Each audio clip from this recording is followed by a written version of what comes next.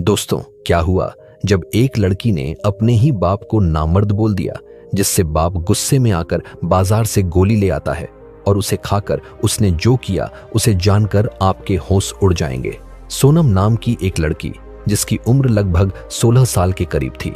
सोनम अभी 10वीं क्लास में पढ़ाई कर रही थी और पढ़ने में काफी होशियार थी। उसके हर एक सब्जेक्ट में काफी अच्छे खासे नंबर आया करते थे और हर काम को बड़ी सरलता के साथ कर लिया करती थी। सोनम के पिता का नाम राजू होता है और उसकी उम्र 40 साल के करीब होती है। सोनम की मां इस दुनिया में नहीं थी, क्योंकि कुछ साल पहले उसका देहांत हो चुका था। सोनम के पिता के मेहनत मजदूरी किया करते थे और अपने परिवार की पालन पोषण किया करते थे, और सोनम के पिता का सपना था कि वह अपनी बेटी को पढ़ा लिखा कर एक सरकारी अफसर बनाएंगे। इसीलिए वह मेहनत मजदूरी करके सोनम को पढ़ा रहे थे।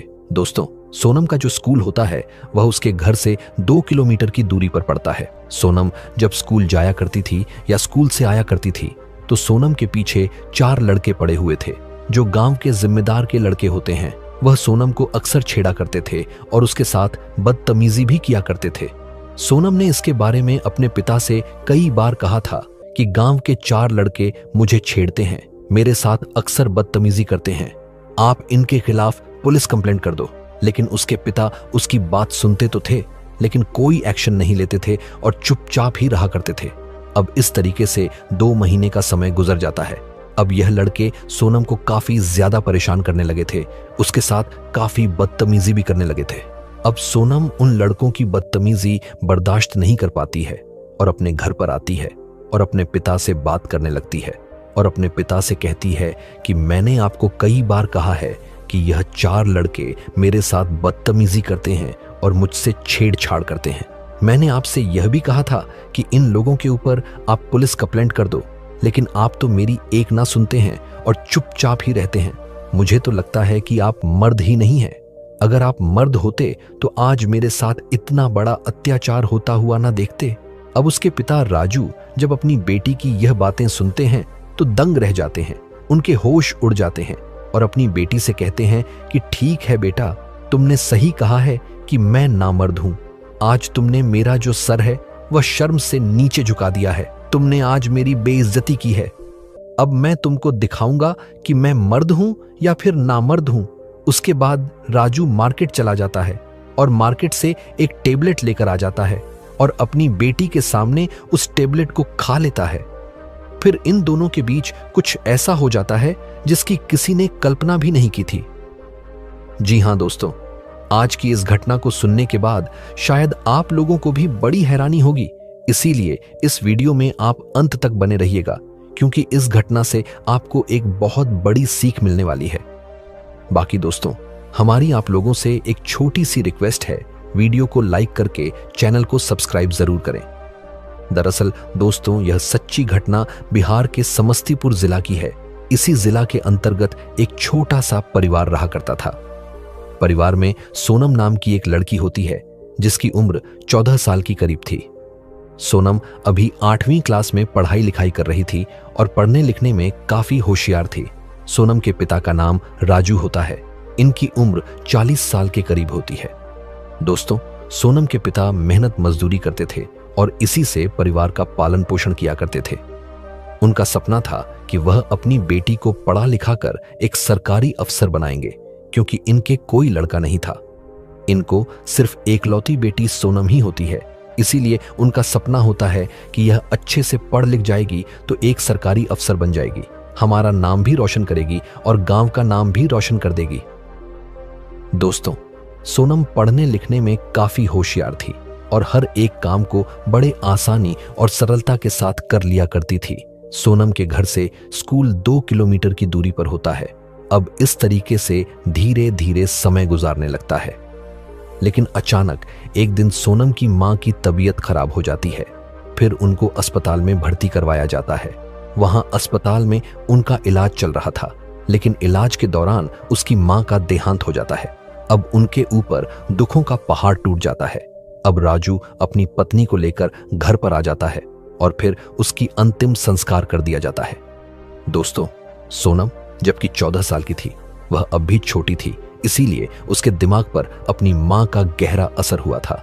वह लगातार अपनी माँ के ख्यालों में डूबी रहती थी और अपनी माँ के बारे में ही सोचा करती थी। उसके पिता सोनम को समझाने का भरपूर प्रयास करते थे। अब धीरे धीरे समय जब गुजरने लगता है तो सोनम उस हादसे से बाहर आने लगती है। अब धीरे धीरे लगभग 2 साल का समय गुजर जाता है। अब सोनम की उम्र 16 साल हो जाती है और जवानी में अपना कदम रख देती है और वह इतनी खूबसूरत हो चुकी थी कि अगर कोई भी इंसान उसे देख ले तो एक ही नजर में पसंद कर ले। वह अब 10वीं क्लास में आ चुकी थी और 10वीं क्लास में पढ़ाई कर रही थी। वह काफी मन लगाकर पढ़ाई लिखाई करती थी। दोस्तों, उनके गांव में एक जमींदार होता है, उसका एक बेटा होता है और उसके 3 दोस्त भी होते हैं। जब इन 4 लड़कों की नजर सोनम पर पड़ती है तो उस पर मोहित हो जाते हैं और अक्सर सोनम का पीछा किया करते थे और उसके साथ छेड़छाड़ भी किया करते थे। अब सोनम जब उन लोगों से परेशान आ जाती है तो वह अपने पिता से कह देती थी कि पापा जी, यह मुझे छेड़ रहे हैं, मेरे साथ बदतमीजी कर रहे हैं। लेकिन उसके पिता उसकी एक ना सुनते थे और चुपचाप ही रहा करते थे। अब उन लड़कों का हौसला और बढ़ जाता है और लगातार वह सोनम के साथ छेड़छाड़ करते थे। दोस्तों, सोनम उन लड़कों से काफी ज्यादा परेशान आ जाती है और बार बार वह अपने पिता से कह रही थी कि आप इन लोगों के ऊपर पुलिस कंप्लेंट कर दो, तभी इनका दिमाग ठिकाने में आएगा। लेकिन उसके पे अपनी बेटी की बात सुनते तो थे, लेकिन कोई भी बात का जवाब नहीं देते थे और हमेशा चुपचाप ही रहा करते थे। दोस्तों, इस तरीके से 2 महीने का समय गुजर जाता है। 2 महीने में यह लड़के सोनम को काफी ज्यादा परेशान कर देते हैं। अब सोनम को काफी गुस्सा आ जाता है।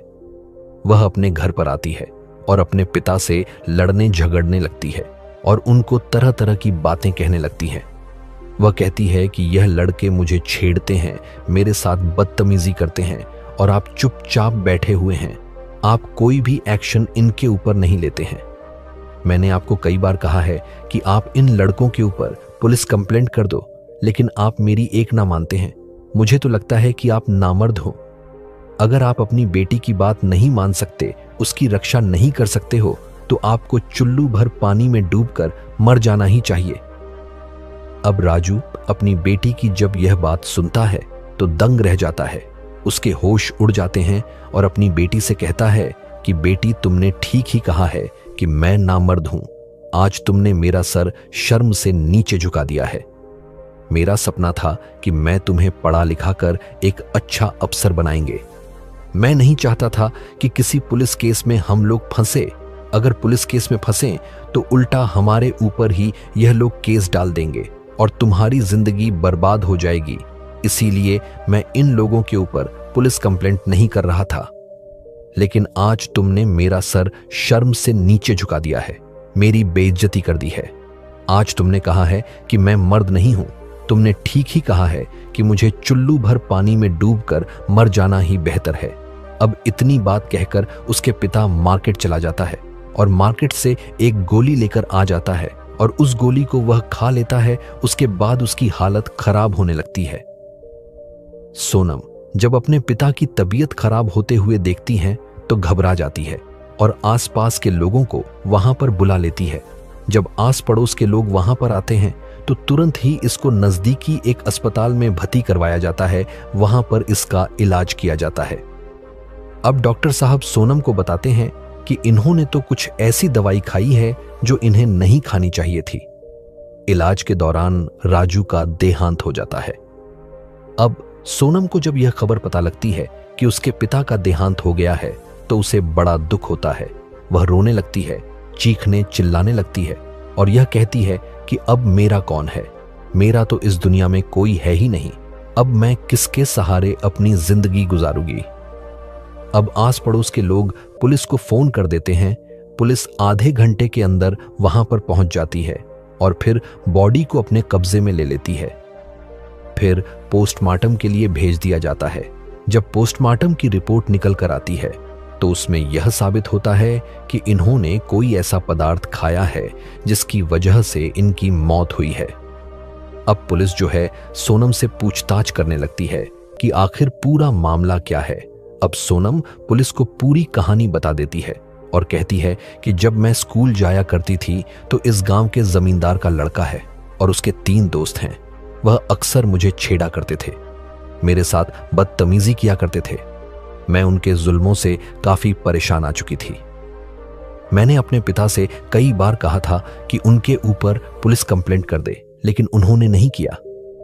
अब जब मैं काफी परेशान आ जाती हूं तो मैं अपने पिता को गाली देने लगती हूं, उनको कुछ गलत बातें कहने लगती हूं, जिस वजह से उनको गुस्सा आ जाता है और वह इतना बड़ा कदम उठा लेते हैं। अब पुलिस जब सोनम की यह बात तो सुनती है तो उन 4 लड़कों को गिरफ्तार कर लिया जाता है। फिर उन लड़कों से पूछताछ की जाती है तो वह अपना जुर्म कबूल कर लेते हैं। अब इन 4 लड़कों के ऊपर छेड़छाड़ का मुकदमा दर्ज किया जाता है और इनको अदालत में पेश किया जाता है और वहां से इन 4 को जेल भेज दिया जाता है। अब पुलिस सोनम को उसके चाचा चाची के घर भेज देती है और कहती है कि अब तुमको यहीं पर रहना होगा, और उसके चाचा चाची को यह भी बता देती हैं कि सोनम को किसी तरह की कोई परेशानी नहीं आनी चाहिए। जब सोनम बालिग हो जाएगी तो उसकी शादी भी तुमको करनी होगी। पुलिस इतना कहकर वहां से चली जाती है। अब इस तरीके से धीरे धीरे 2 साल का समय जब गुजरता है तो सोनम 18 साल की हो जाती है। अब उसके चाचा चाची एक लड़का देखते हैं और सोनम की शादी करा देते हैं। सोनम उस लड़के की दुल्हन बनकर उसके घर पर चली जाती है और बड़े अच्छे से रहने लगती है। दोस्तों, सोनम ने अपने पिता के साथ जो किया था वह वाकई हैरान और परेशान करने वाला था। उसको अपने पिता के साथ ऐसा नहीं करना चाहिए था। तो दोस्तों, इस कहानी को सुनाने का मकसद आप लोगों को परेशान करना या आपका दिल दुखाना नहीं है, बल्कि आपको सचेत और जागरूक करना है। दोस्तों, मिलेंगे फिर एक नई वीडियो में। आप अपना और अपनों का ख्याल रखें।